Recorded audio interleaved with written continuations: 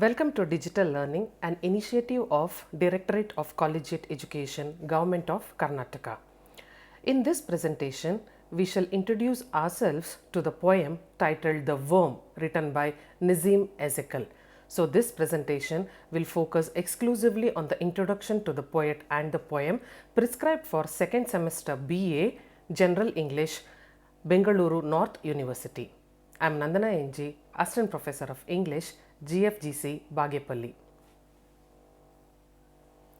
Let us have a look at the contents of this presentation, or what can we look forward to. First and foremost, learning objectives, and then session outcomes. We'll have a recapitulation of the previous knowledge to assess what we actually know about the subject that we are going to learn. Then we'll go to the introduction to the poet, and then introduction to the poem will be followed. We'll also try to understand the purpose of the poet, or why the poet has composed this particular piece. And lastly, we shall gauge our knowledge with the help of multiple choice questions. The learning objectives of these sessions: to recapitulate previous knowledge. Recapitulate means to try to assess or try to collect whatever we have learnt previously and try to link it to the present piece or literature that we are going to learn. To acquaint or familiarize with poetry as a literary genre, to develop interest for reading a poem. Introduction to the poet will be followed by introduction to the poem. It will also have a primary objective as to comprehend or to understand the author's purpose of writing a poem. In turn, this will help to enlarge the imaginative power of the students. The session outcome. At the end of this presentation, the student can look forward to be acquainted with poetry as a literary genre, to develop an interest for reading a poem, not only stories. The presentation also will have an outcome in the form of an introduction to the author and the background, an introduction to the poem, to comprehend the author's purpose of writing a poem, and all of this in turn will help to enlarge the imaginative power of the students.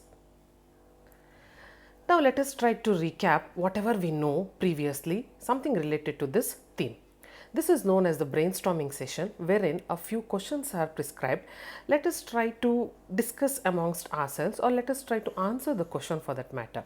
Remember, all questions do not have definite answers. The first question: all creatures have the right to live. Do you agree? Of course, I agree, because all creatures are created by man or science, as you believe. If every creature has a life, then that creature has a right to live. Yes, I completely agree. The second question: do you find conflict or a sort of tug of war between man and nature? Absolutely true.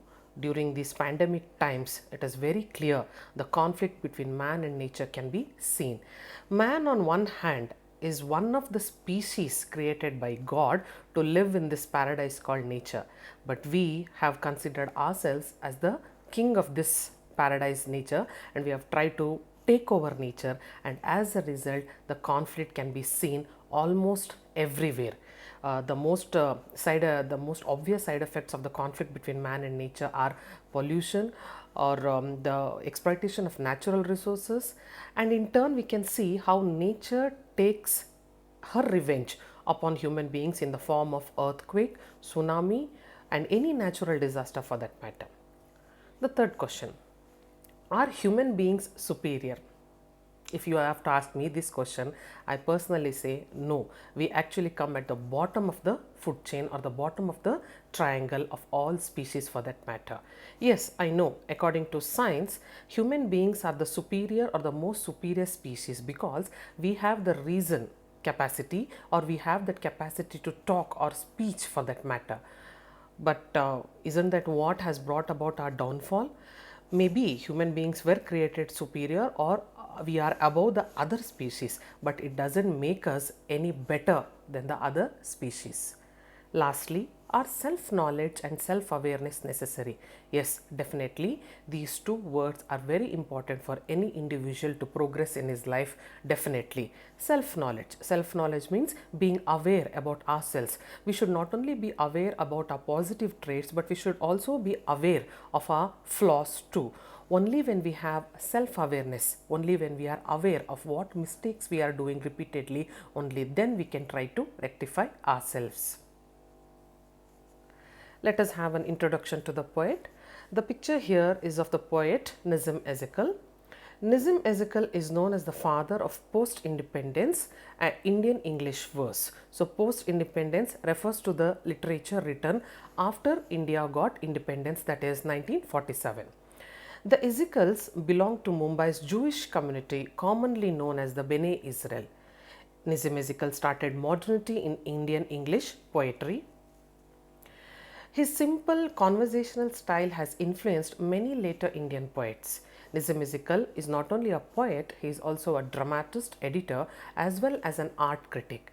Nissim Ezekiel was born on 14th December 1924 in Mumbai.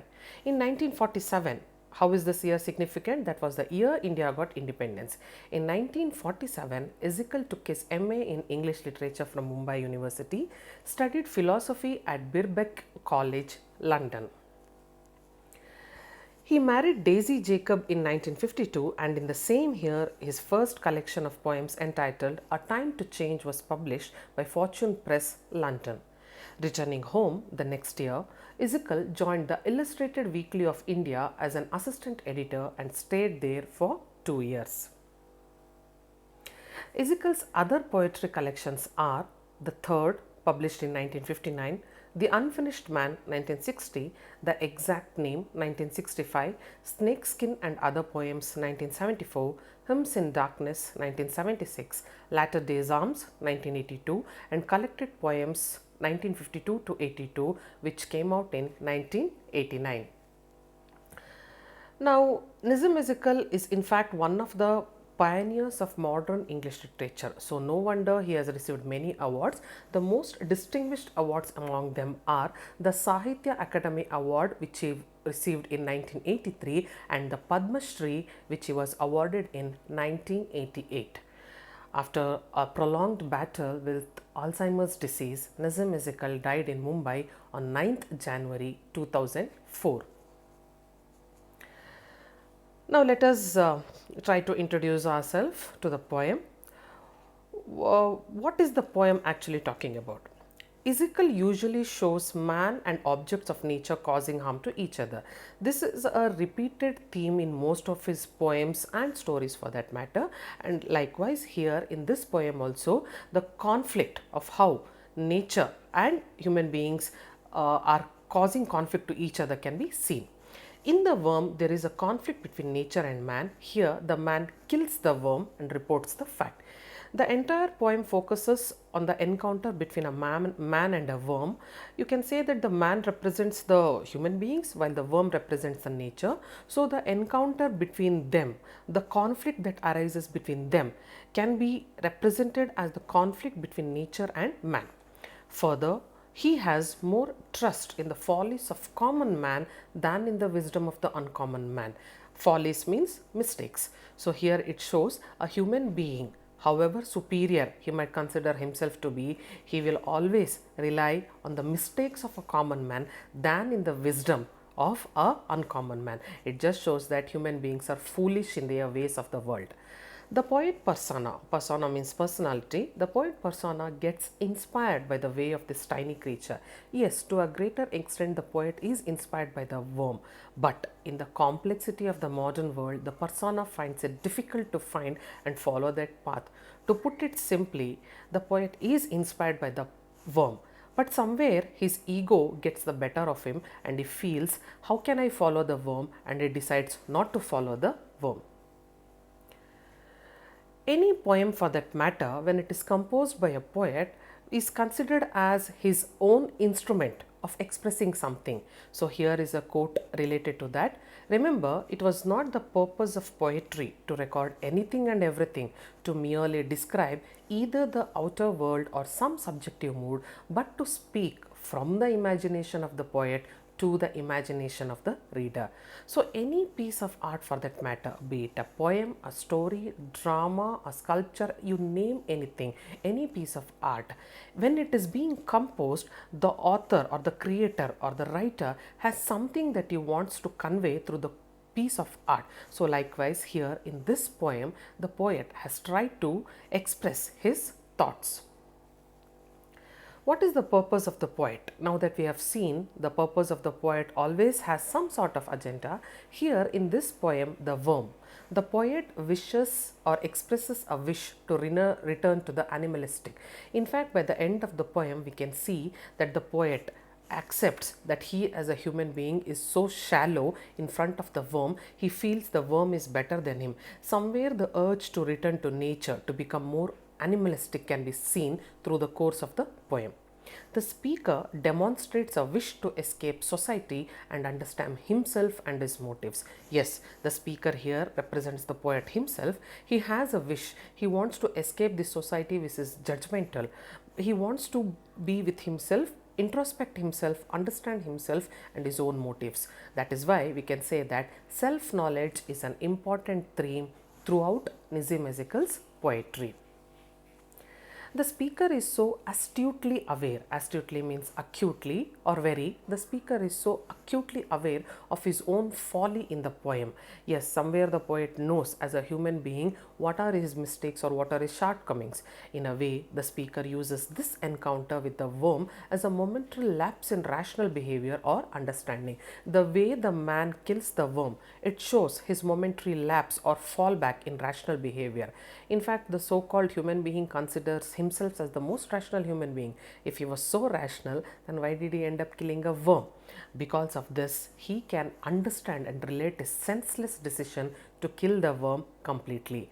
What sets the poet apart from the other human beings is he is able to look at his flaws and be self-aware. Now let us try to recapitulate whatever we have learned through the course of the presentation in the form of introduction to the poet and the poem. Nissim Ezekiel is known as the father of post-independence Indian English verse. He is the one who started modernity in Indian English poetry. In the worm, there is a conflict between nature and man. Here, the man kills the worm and reports the fact. Further, he has more trust in the follies of common man than in the wisdom of the uncommon man. The speaker demonstrates a wish to escape society and understand himself and his own motives. Now let us try to assess ourselves about the knowledge that we have gained through the course of this presentation. 5 multiple choice questions are asked here. Of course, the answer is also here, but still let us try to assess ourselves. The worm is a poem, story, essay or a drama, and the answer is obviously the worm is a poem. The worm poem is composed by William Wordsworth, William Blake, Nissim Ezekiel or Eliot, and the answer is, if you have heard properly, the answer is option C, Nissim Ezekiel. Nissim Ezekiel was born in Delhi, Calcutta, Bangalore or Mumbai, and the answer is option D, Mumbai. Nissim Ezekiel died on 9th February 2004, 9th May 2004 or 9th January 2004, 9th September 2004. If you have concentrated on the introduction part of Nissim Ezekiel, then you will be aware of the answer. The answer is option C, 9th January 2004. When was Nissim Ezekiel conferred the Padma Shri? Among the distinguished civilian awards, Indian National is awarded. Padma Shri is the first one, which is followed by Padma Vibhushan and later Padma Bhushan. So Padma Shri was conferred to Nissim Ezekiel in which of the following years? 1988, 1999, 2000 or 2009? Yes, the answer is 1988. Nissim Ezekiel was conferred the Padma Shri in 1988. The references used for for this presentation are as follows. Thank you.